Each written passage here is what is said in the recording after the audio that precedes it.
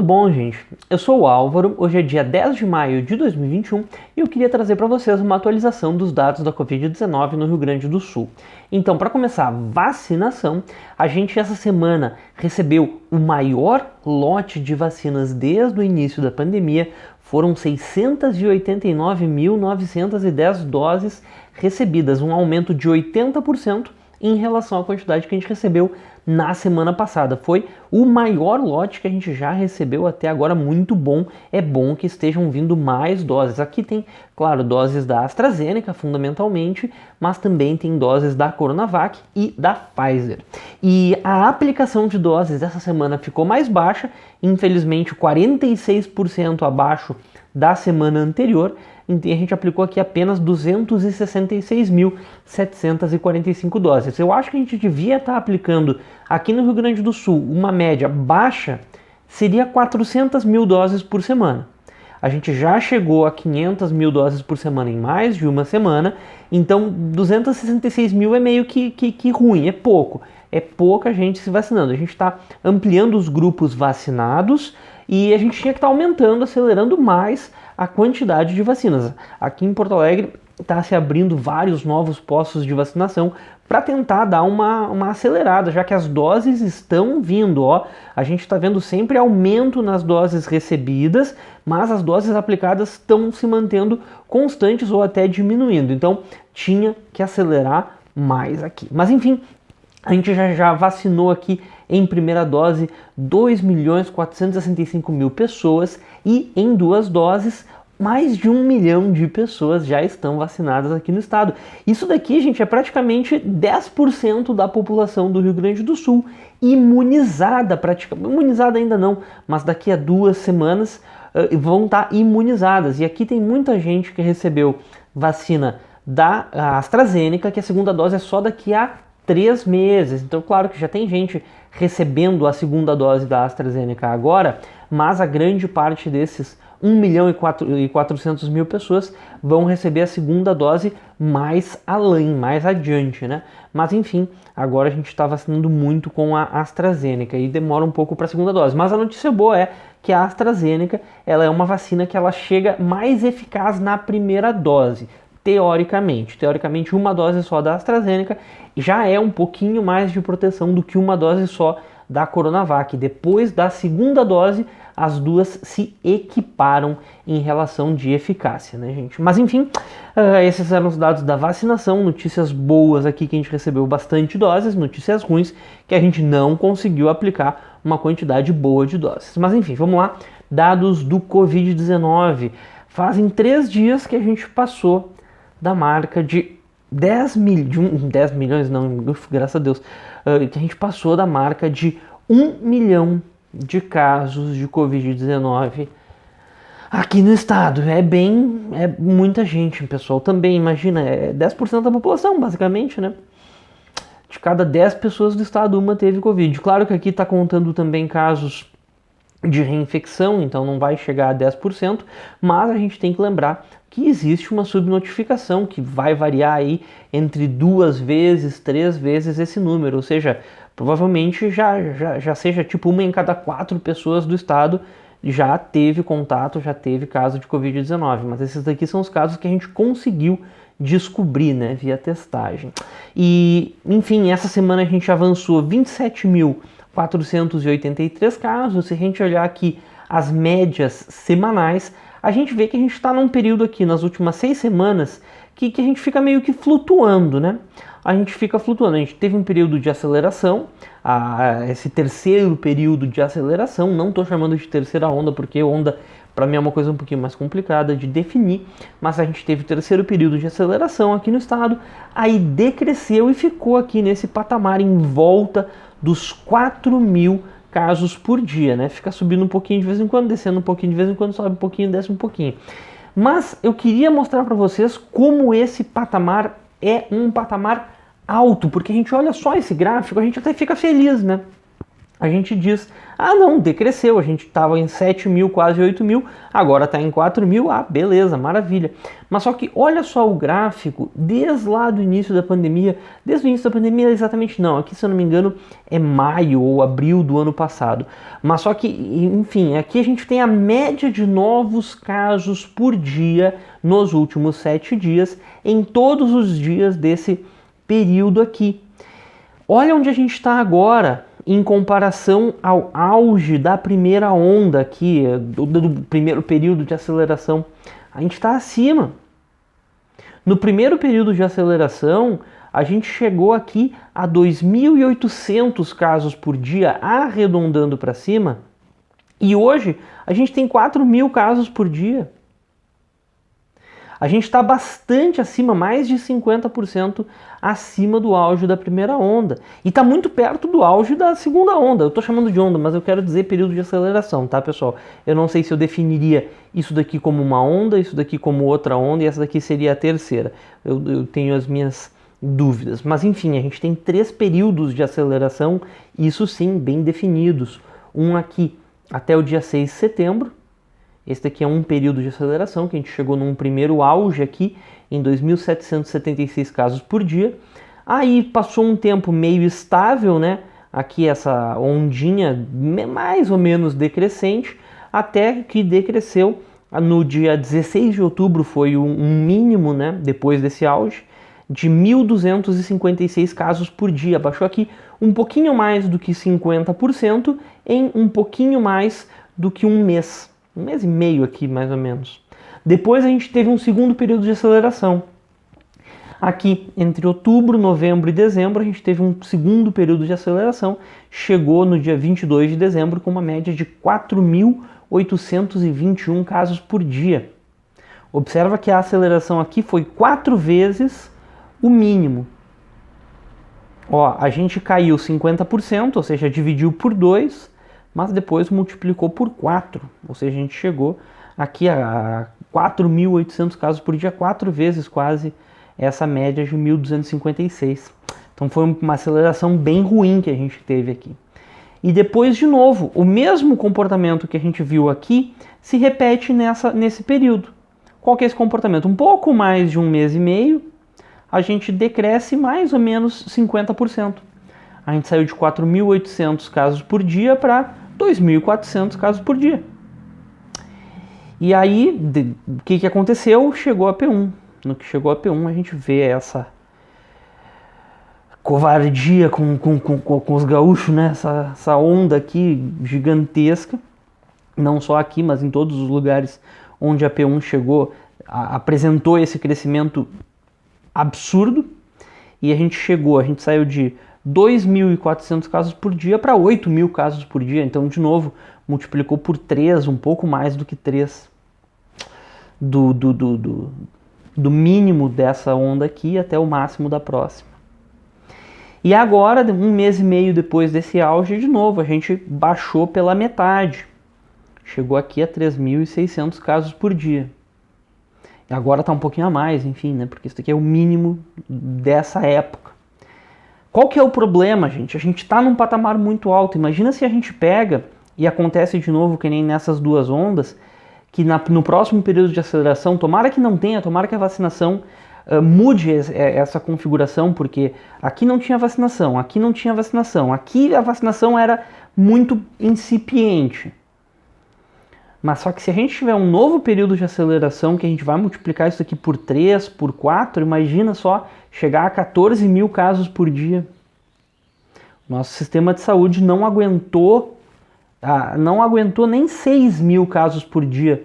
Quando chegou aqui em 5, 6.000 casos por dia, o sistema de saúde do Rio Grande do Sul entrou em colapso. Então, o grande perigo, a grande preocupação que eu tenho é que tenha um novo período, que a gente chegue aí acima de 10.000 casos por dia por um período de tempo considerável, o que pode acontecer. Eu até acho que não vai acontecer, eu estou torcendo muito que não vai acontecer um novo período de aceleração, porque não tem mais o que abrir. As escolas eram a última barreira, digamos assim, de abertura, né? E vão abrir, já estão abertas, né? Mas é aquela coisa, até acho que as escolas não é o pior lugar de contaminação, restaurante, cinema, esses lugares eu acho que é um pouco pior e já estão abertos há muito tempo. Então por isso eu acho que não vai ter uma grande nova onda, a não ser que venha de novo uma mutação do vírus, o que não é impossível, porque imagina, a gente está com 4.000 novas contaminações confirmadas por dia, imagina quantas que a gente não está confirmando, e cada vez que o vírus vai de uma pessoa para outra, ele começa a se replicar e ele está sujeito a uma probabilidade baixa de mutar, mas só que quando tu repete um evento de probabilidade baixa uma quantidade muito grande de vezes, ele pode vir a acontecer. É tipo jogar na Mega Sena. Por que às vezes alguém ganha na Mega Sena? Porque muita gente joga na Mega Sena ao mesmo tempo. Então às vezes alguém ganha. Repetiu um evento quase probabilidade zero, uma quantidade suficiente de vezes, ele vai acontecer. Então aqui as mutações estão acontecendo. O problema é que se vem uma mutação mais agressiva, né? Se vier uma mutação mais agressiva, aí, gente, melhor nem pensar. Mas enfim, aqui a gente tem essas linhas que eu coloquei para ver que realmente a P1 muda a tendência do vírus, porque a gente vinha num crescimento dos mínimos praticamente linear, ó. Desde até esse ponto aqui é uma linha reta, um segmento, e até esse ponto é outro segmento. Os dois têm quase a mesma inclinação, praticamente uma única linha reta. E depois, quando vem a P1, essa linha reta fica um pouco mais inclinada para cima, né? E aqui tem essa linha vermelha, que é a dos máximos. Também a gente vê que os máximos começou a ficar mais inclinado, ou seja, a gente teria a tendência, teria a possibilidade, né, simplesmente se seguir essa tendência, de chegar aqui em cima com certa tranquilidade numa próxima onda. Claro que eventos passados não garantem eventos futuros, né? Mas enfim, é só para a gente ter uma noção do que pode acontecer. Ainda pode vir alguma coisa bem complicada aqui para o Estado. Não só para o Estado, né? O Estado meio que reflete o Brasil. Mas é por isso que a gente tem que bater tanto na tecla da vacinação. Porque com a vacinação a gente pode pegar e quebrar esse paradigma aqui, quebrar essa tendência de alta. A gente pode voltar com a vacinação a ter 2.000 casos por dia, depois 1.000 casos por dia. Se a gente voltasse agora nas próximas semanas e conseguisse manter 1.000 casos por dia, aí a gente ia poder abrir com toda a segurança, gente. Porque aí sim a transmissão ia estar muito mais baixa. E aí poderia se falar em abertura. A gente está abrindo tudo assim num período horrível para abrir tudo. 4.000 casos por dia não era a época da gente estar abrindo. Enfim, vamos lá. Seguindo as análises, casos ativos deu uma aumentadinha essa semana. A gente estava com 12.000 e pouco na semana passada, agora está com 13.000 e pouquinho. E os óbitos, bem, aí tem uma notícia boa, né? Continua a tendência de decrescimento, de desaceleração no número de óbitos. A gente chegou nessa semana a 825 óbitos. Não é ainda o ideal, não é perto do ideal, porque ainda é muito maior do que toda a quantidade de óbitos que a gente tinha no ano passado, né? O ano passado o recorde de óbitos numa mesma semana foram por volta de 500 óbitos. E agora a gente está com 800 óbitos por semana, mais de 100 óbitos por dia, e achando razoável, né? A gente não podia estar naturalizando 800 óbitos por semana aqui no estado. Mas a notícia boa, que nem eu disse, é que a gente está com um decrescimento bem consistente, 14%, 18%, 5%, 23%, 9%, 10%. Se a gente ficar caindo 10% consistentemente todas as semanas, isso daqui vai ser uma coisa boa. A gente vai conseguir chegar em algumas semanas de volta aos patamares lá de 400, 500 óbitos por semana que a gente já atingiu. Então eu acho que a gente tinha que estar tentando mirar nesses valores para depois diminuir mais. E a letalidade está voltando mais ou menos ao normal, 2,9% na semana passada, 3% nessa última semana agora, e observando, né, que a letalidade média do estado por muito tempo foi 2%. Então a gente está voltando para a letalidade mais normal do estado, que é a letalidade de 2%. E observa aqui várias semanas letalidades acima de 4%. Isso daqui significa o quê? Que o sistema de saúde estava totalmente colapsado, o dobro de pessoas vindo a óbito do que teria vindo na média se a gente tivesse mantido os cuidados que a gente poderia trazer. Testagem, de novo, positividade do PCR horrível, 36%, quantidade do PCR pífia, 26 mil testes de PCR no estado inteiro em uma semana, e proporção do teste de PCR também ridícula, 34%. Me desculpem aí as palavras fortes para testagem, mas a nossa testagem é irrelevante. A gente só está confirmando casos que a gente já suspeita, a gente não está fazendo toda a testagem preventiva que a gente tinha que estar fazendo já há um ano atrás. A gente já falava nisso, não é feito. Mas enfim, gente, e essa semana a gente vai ter uma mudança no modelo do distanciamento controlado.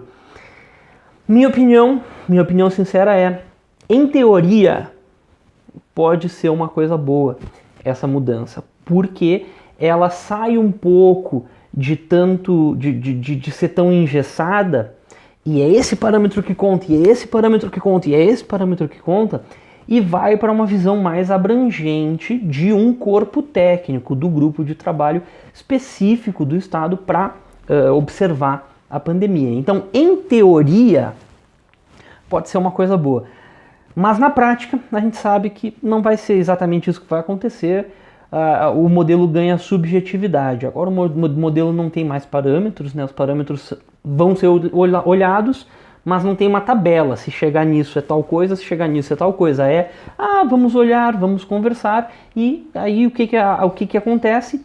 Vira uma questão subjetiva em vez de uma questão objetiva, e tudo que é subjetivo está correndo o risco de sofrer pressões políticas, de sofrer de não serem dados os alertas que têm que ser dados por causa de pressões políticas, que a gente está vendo o normal aqui no Estado, né? O modelo do distanciamento controlado, salvo raríssimas exceções, ele foi um modelo muito politicamente utilizado, porque primeiro era quando não tinha a cogestão, né? O modelo, toda semana a gente via recursos, não eram recursos técnicos, eram recursos políticos, e em geral eram acatados. E depois veio a cogestão, que enfim, nenhum lugar mais chegaria no nível máximo de restrição, todo mundo poderia adotar as restrições de uma bandeira menor. A única vez que o modelo realmente deu as restrições máximas previstas no modelo foi ali no final de fevereiro, com o estado inteiro entrando em bandeira preta e a cogestão sendo suspensa. E mesmo assim, foi 2 semaninhas. Em mais de um ano de modelo de distanciamento controlado, a gente teve 2 semanas só que ele serviu para alguma coisa. E mesmo assim, não foi as restrições completas. As restrições completas, vocês sabem a minha opinião, tinha que ser lockdown, tinha que fechar tudo mesmo, e fazer ficar fechado enquanto a circulação viral estivesse alta. A circulação viral hoje está altíssima. A gente tinha que estar fechando mais em vez de reabrir, porque agora a gente está nessa estabilidade aqui nos 4.000 e está achando bom, mas não é bom. 4.000 casos por dia no estado é muita coisa. Algumas regiões que estão registrando mais casos deveriam sim tá fazendo lockdown para a gente baixar de 4.000 para 2.000, ou até, se a gente estivesse sendo mais ambicioso, 1.000 casos por dia na média no estado. Aí sim a gente podia reabrir com mais segurança, gente. Reabrir assim com 4.000 casos por dia, eu acho muito, bem sinceramente eu acho muito ainda. Mas enfim, pessoal, era mais ou menos isso que eu tinha para dizer. Me alonguei um pouquinho, mas tinha um monte de coisinha que eu fui falando, acho que eu me empolguei um pouco. E, enfim, qualquer coisa deixa aqui nos comentários. Muito obrigado e até a próxima.